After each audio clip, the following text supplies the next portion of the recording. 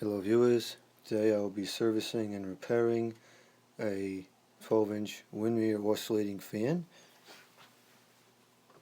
This would be model WFD 1200.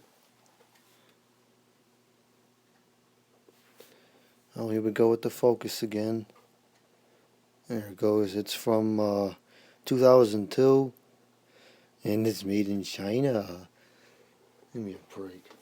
Anyways, I'll give this a test run very carefully just so you can see how it operates before servicing.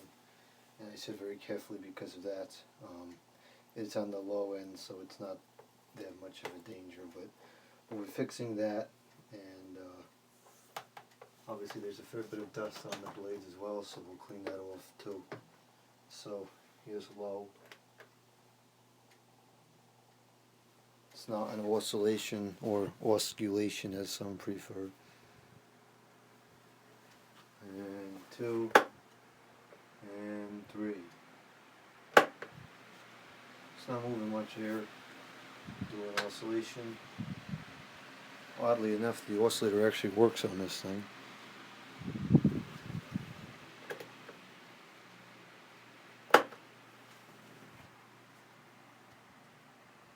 The low is actually quite quiet.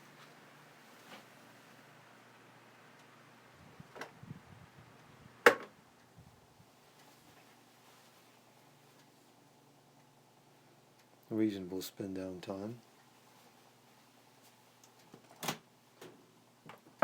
Okay, now we can begin the disassembly process. This has my favorite style grill to it, which you have to undo this little thing on the bottom of the guard to get it off.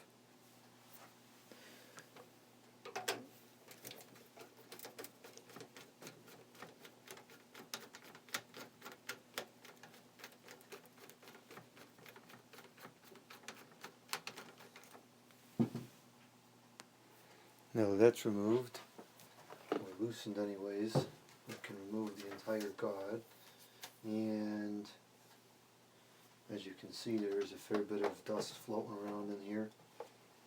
Actually, I don't know if you can see that or not. Yeah, you can see that. So what I'm going to do is disassemble this even further. I'll take this badge off.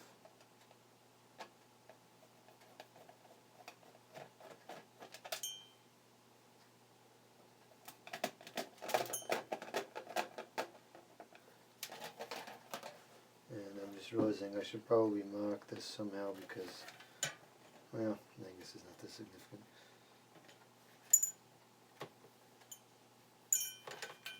Okay, so these two pieces, actually these three pieces could just get washed and soak in this guard.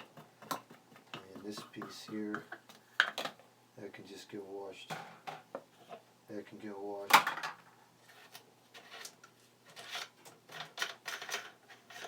That can get washed. That can get washed.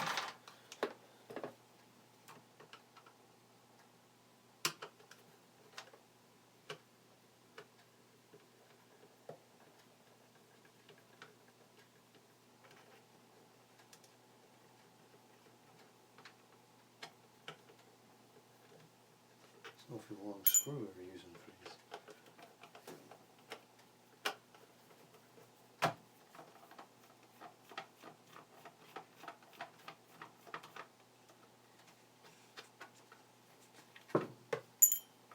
They can get washed. How does this come off here? It screws off.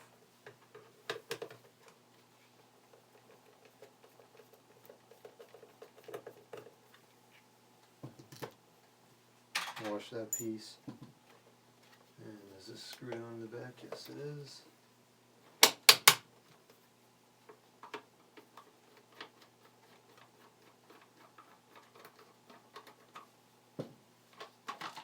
Wash that piece as well. So all that we have to manually clean is the base here, and it's missing one of the feet, so I may just remove this one so it's not wobbly. No, actually it doesn't seem like it's all that bad. I'll deal with that later. Alright, so these pots have been washed.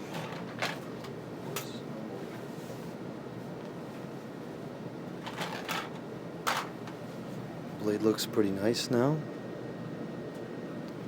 And the way I clean these is I just usually the bathtub. I take hot water for sanitization purposes, and then a toothbrush, and I just clean it out. The toothbrush works really well for pieces like this that have a lot of, grooves and whatever in there. If you had a powerful enough dishwasher, you could probably just toss the stuff in there and that would work just as well. But I don't, so I have to do it manually. So that's pretty much it for the cleaning of the parts. Now I'm going to clean the motor and oil it. Realistically, the best way to do this is just to go around and get some compressed air and blow it out with that.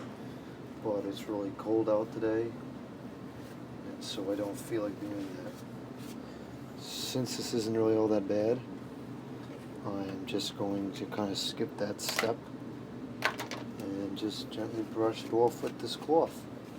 And I think that will suffice. Let's discharge. I guess we can't discharge the capacitor, but there's no exposed terminal, so I guess it doesn't really matter.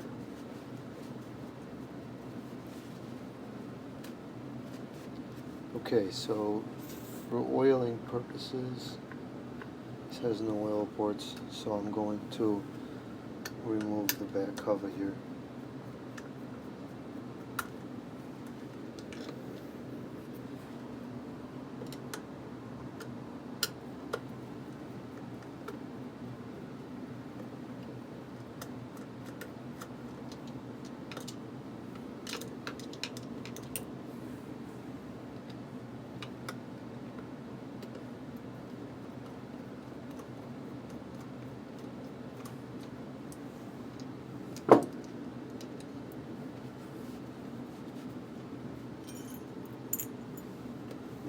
Okay. This is kind of odd. There's so much lubrication on there. Whoa. Typically Windmere fans, like the oscillation things, just kind of break, or they lock up rather. This one's got a load of oil. Isn't oil, it's like a grease type stuff, whatever it's called. Anyways, so that's good. Maybe this oscillator won't actually lock up on me. I am just going to put oil in the motor bearings because I don't really intend to use the oscillation that much, and it seems like it's perfectly fine as far as yeah, it runs pretty freely, so I'm not worried about it. I'm going to use actually no, I'm not going to use this. I'm going to use something else. I'm going to use a zoom spout, because geez, this, as much as I like this product, this particular bottle has a mysterious leaking problem, and somehow oil is leaking out of it, but that, I guess, is beside the point. Now there's oil all over my hands, and everything is going to get slimy now. Seriously, Blue Lake, get your act together with the dumb bottles. Anyways, I'm just going to do 2 drops because it's not really that bad.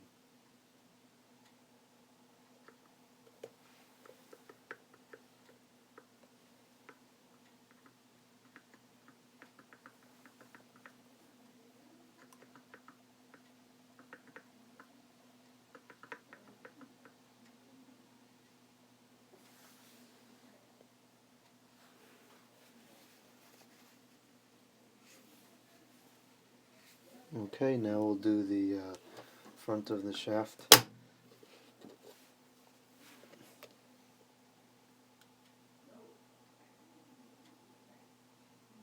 Okay, and I'll move the shaft around and get that oil in there. Actually looked like that pretty much took in all that oil. Give it a little bit more. Okay, that should be good.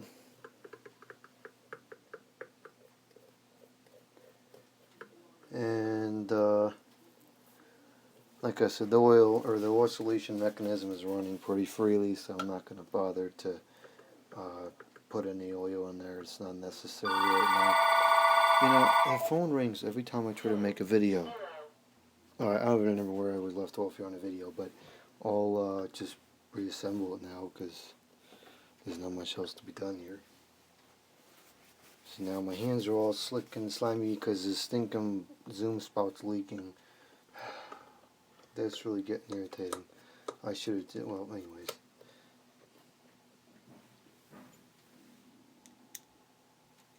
Now this is a time where a magnetic screwdriver is really quite nice of a thing to have. And either this screwdriver is just not working properly, or these screws aren't magnetic.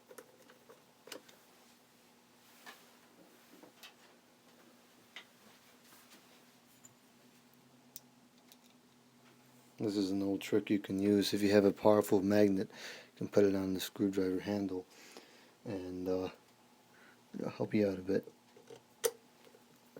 Of course, it falls off. It's not perfect, but just to get it started, it's good enough. Okay. Next, I think, oh boy, I think the motor cover goes on next.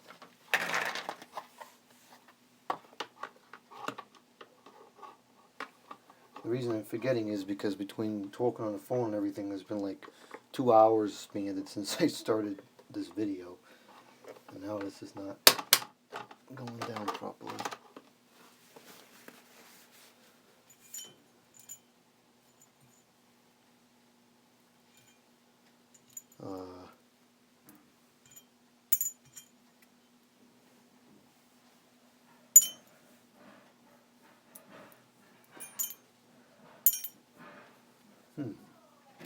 What it? Okay, figured it out. I had a little bit of a confusion with the screws, but I got it all straightened out now.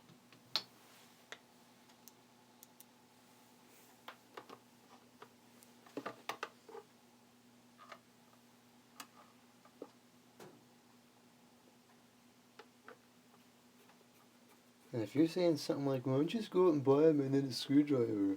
It's because this is a no-budget channel, so I have to work with what I have on hand. And I have non-magnetic screwdrivers, so that's, you know, what I'm using.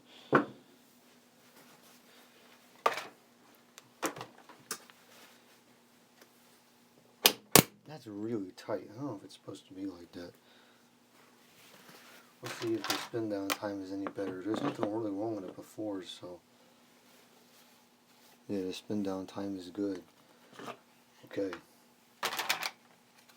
Put this thingy back on.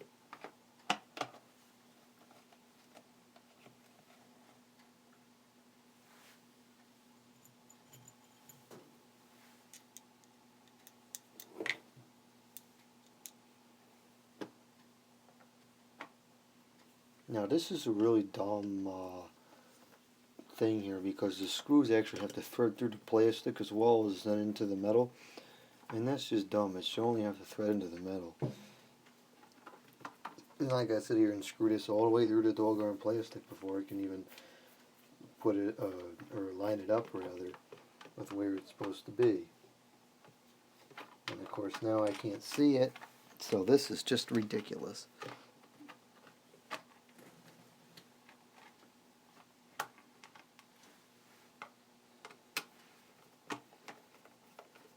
Fantastic.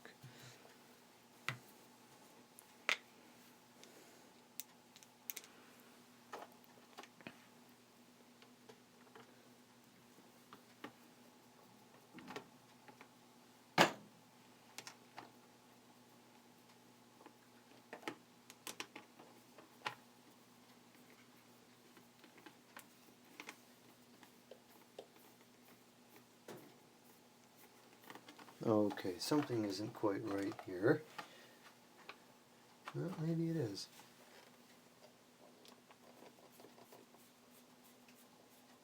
No, I think everything is right here, actually.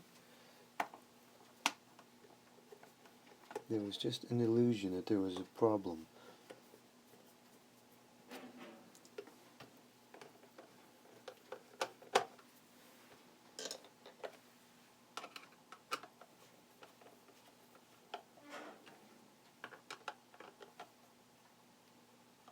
Okay. Fantastic. I'm going to put the... Oh no, what happened to the... Oh, there it is. Put the oscillation knob back on there.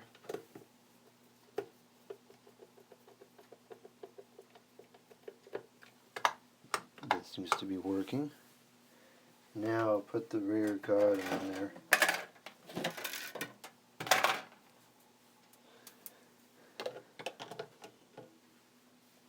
And then I'll put this on.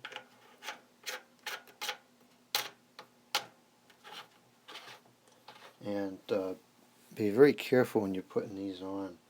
It's just plastic threads, so I really wouldn't go tight at all. Just enough so it's not going to have any slack in here, because the handle is behind there, so there's no weight on this whatsoever. And then the blade, this lines up with those two things on there. And then this is a case, actually what I like to do on here is take the red oil, which should never go in bearings, although some people don't understand that. And I like to put just a drop of it on here, very, very little. Oops, that's way too much. Just enough so that when it comes time to take the shaft off, or the shaft off, take this off next time, it's not stuck on there. And these are backwards threaded, so there's that. And again, this is something you really just want to just put snug, because it's not going to loosen rather, because it's backwards threaded. So as the thing is running, it's forcing it back on. So that's that. Now the badge thing has got to go back on here.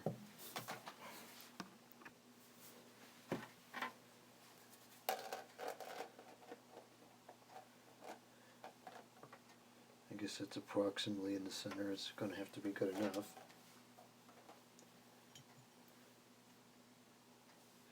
I thought about marking where these go, but it didn't bother. It's not a work of precision.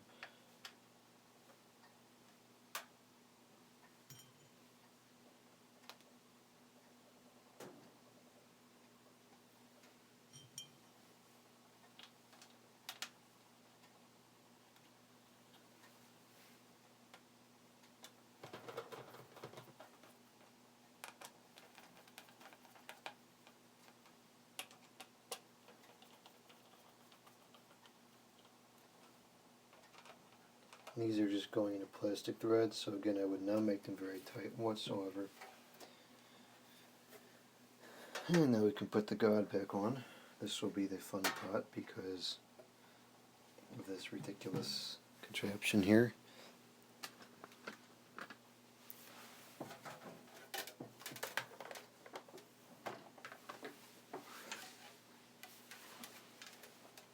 So the way I like to do these is I'm going to thread the screw together through there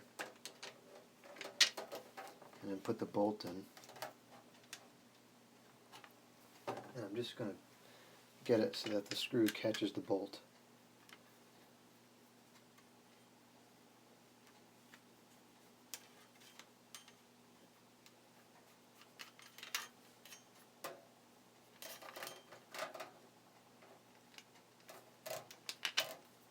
Just so it's like that. And then put one segment on the front half, and this stinks. I have one other fan that's like this. It's just dumb.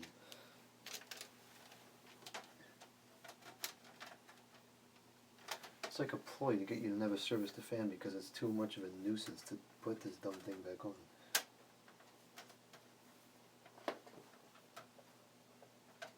Okay, I think Wow, I think that actually went first try. That was unexpected. Alright, cool, that wasn't too bad. And then I'll tighten this up. Make sure that's straight, because that would drive me up the wall. And I'll screw this together.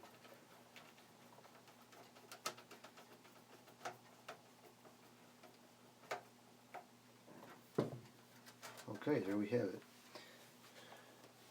It looks a fair bit better now. Now it's time to fix the plug. Now for the plug. Only because the break is on the low end of the wire, I'm only going to put a piece of tape over that, because there's really no reason to cut off the entire plug and redo it just for that. If it happened on that side, the hot end, then that would be a problem, and that would warrant probably redoing a plug, but this is not worth redoing a plug for. So I'm fetching tape here, okay. And I actually don't understand what even happened here, because how all that rubber would have gotten broken without the wire being, messed up at all is really beyond me. But whatever, at least the wire didn't break. So here's the tape, and I'm just going to put this on here like this, and then I'm going to fold this over like this.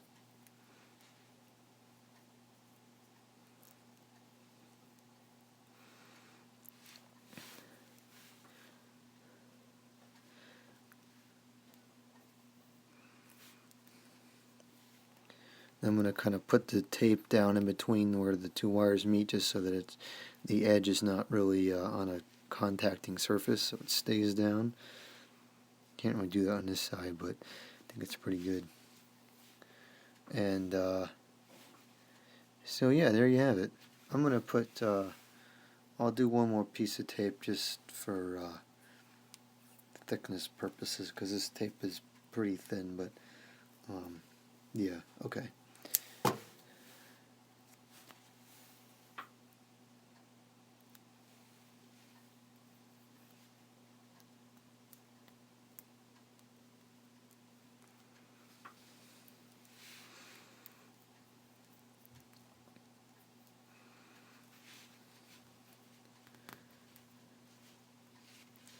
Okay, there you have it, and I think that looks pretty good, actually.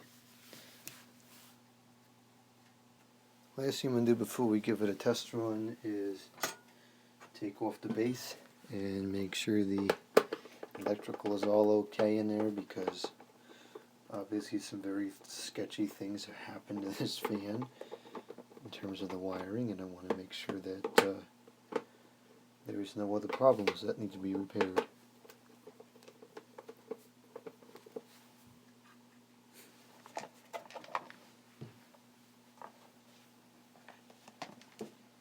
Okay, here's the internal wiring, and everything looks fine, so I'll close it back up and we'll give it a test. Well, that's a little bit, I guess that's okay there, okay.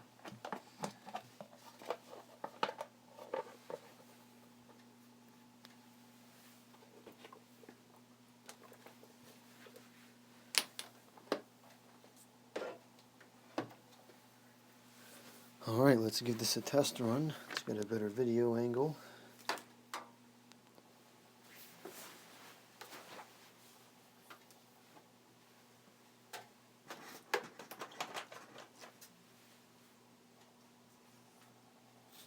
Got the famous air tester. And here we go, we're low. We'll do stationary first.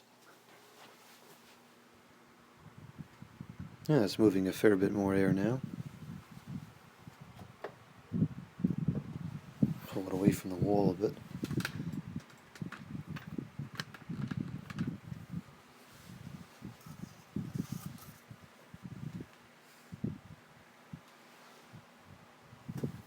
And medium.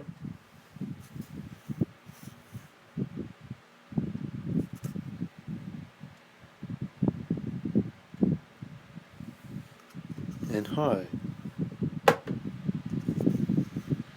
And that sounds much nicer now. Musical breeze.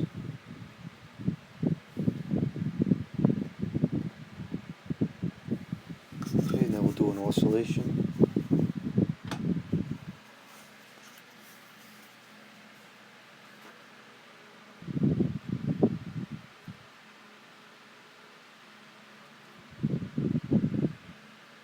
That's oscillating very nicely. Medium.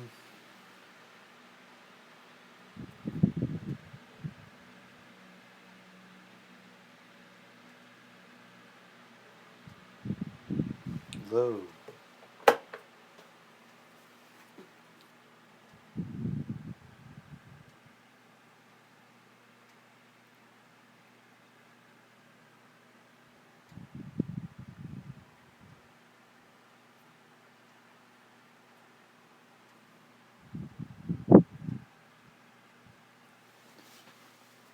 We'll go back to high, then we'll do a spin down.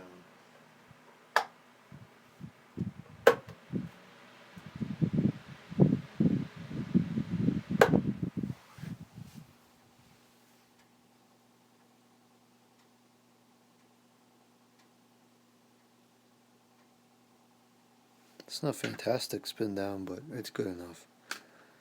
It's a pretty lightweight blade, so I don't expect it to do too much. So there you have it. There is the finished product of the Windmere, whatever model number it is, I don't remember. So thank you for watching. Comment, subscribe, and out.